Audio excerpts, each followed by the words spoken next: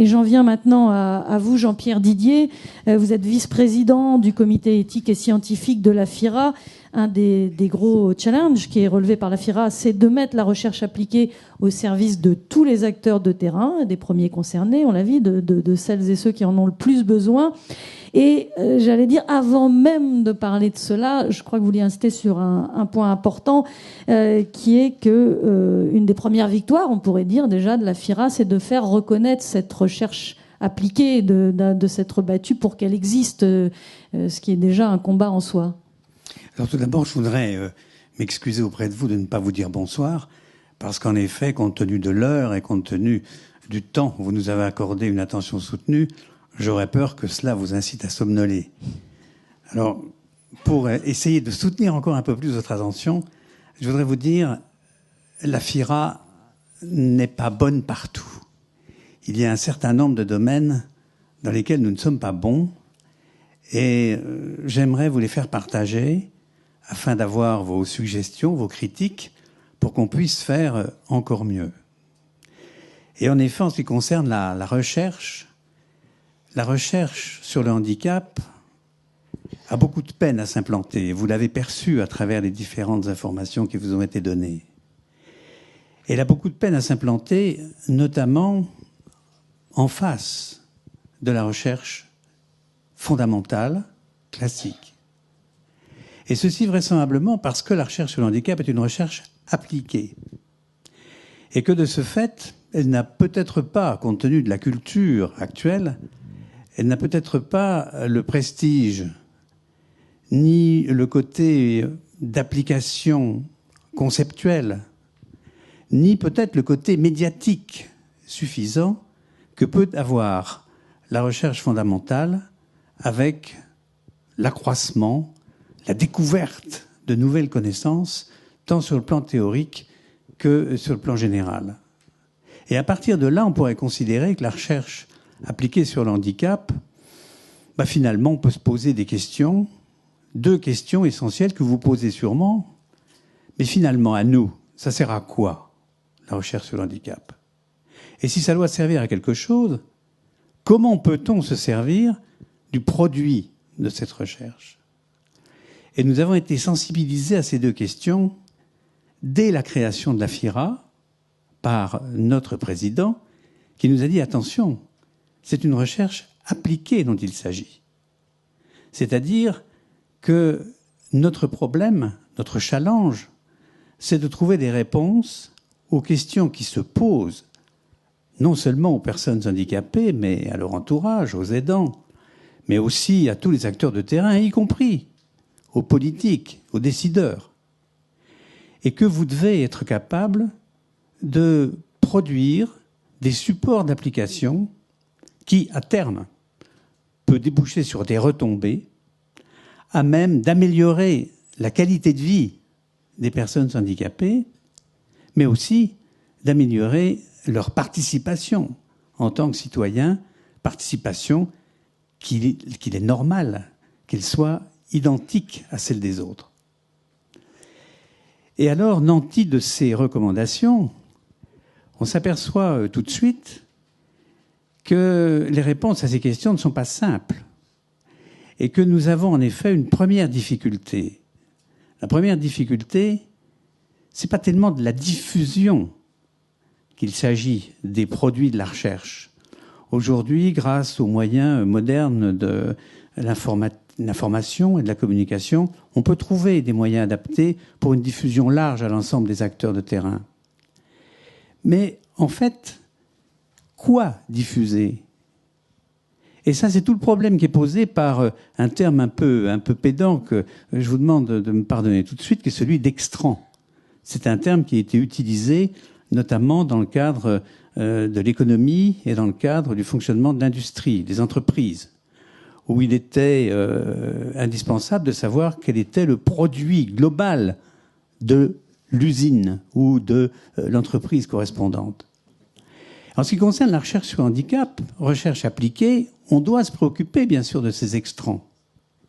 Et le problème, c'est que si on en fait l'inventaire, ils sont extrêmement nombreux et très divers.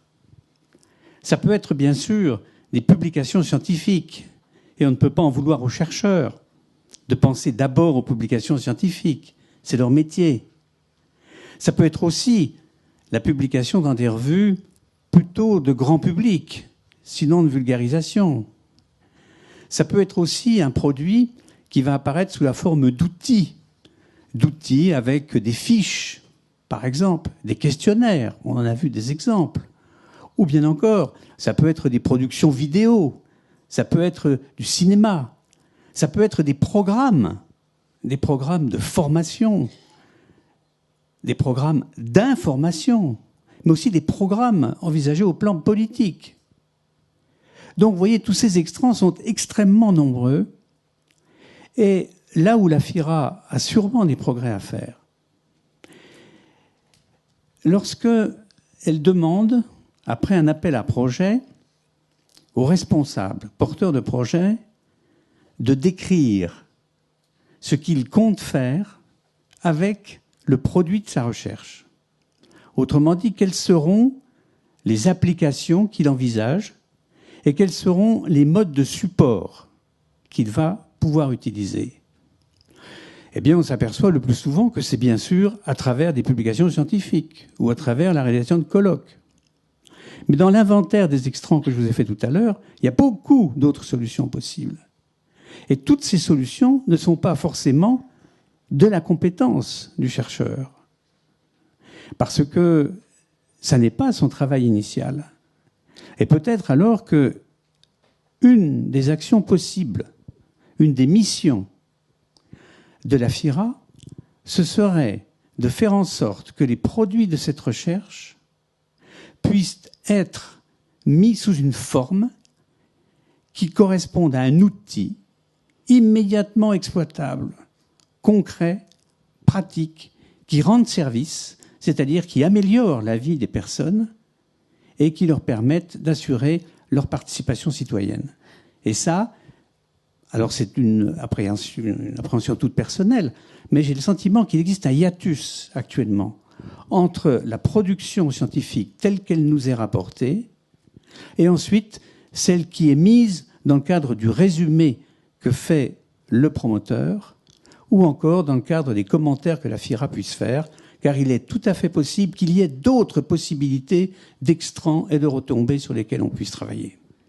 Peut-être même qu'on puisse développer de nouveaux programmes de recherche à partir de la recherche d'amont et qui aillent précisément vers la réalisation de ces outils supports d'application pratique.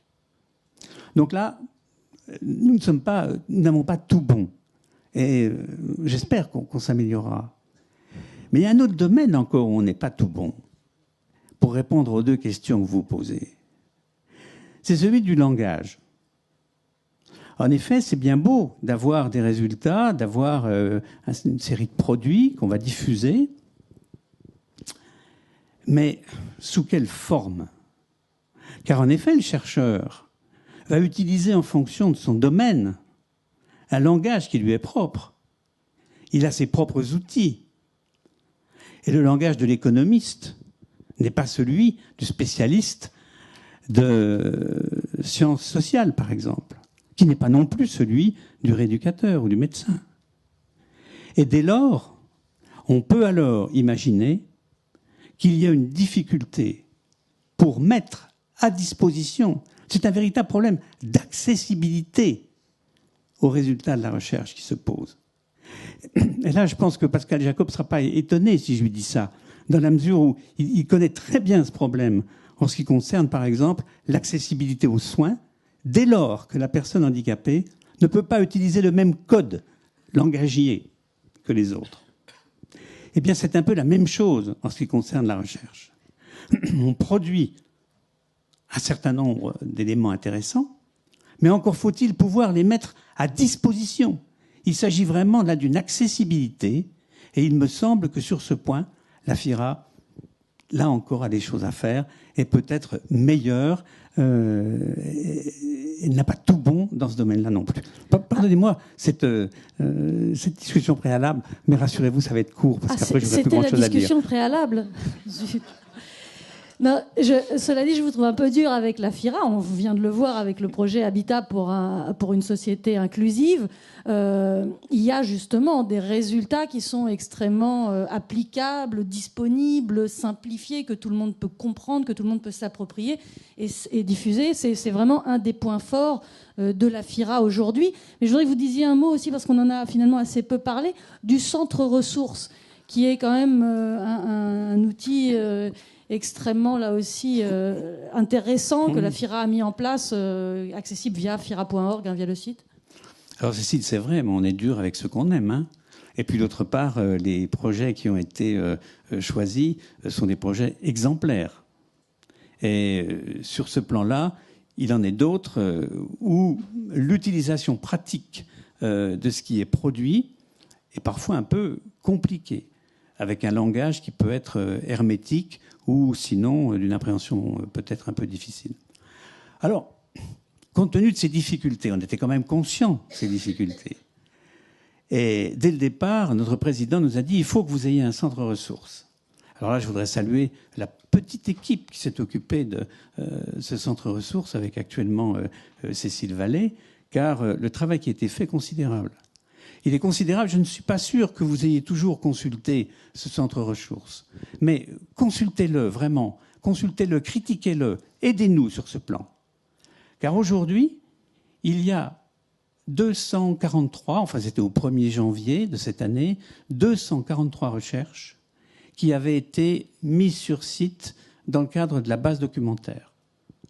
Non seulement avec le titre de la publication, avec les responsables et avec le résumé de l'auteur, mais aussi le commentaire produit par la FIRA, de façon à ce qu'il y ait quand même un éclairage et une mise à disposition possible. Donc, à travers cette base documentaire, le centre ressources a déjà un rôle, à mon avis, important à jouer, y compris de veille, pour voir quel est le suivi, quelles sont les tendances et quelles sont les nouveautés à prévoir dans les années qui viennent. On a insisté tout à l'heure sur les nouvelles technologies. Je suis surpris aujourd'hui par le fait que dans le domaine de la rééducation, par exemple, il y a un verrou qui va se lever. Le verrou est le suivant. Lorsqu'on veut rééduquer quelqu'un qui est par exemple paralysé, eh bien le verrou, c'est que précisément il est paralysé et qu'il n'y a pas de fonction.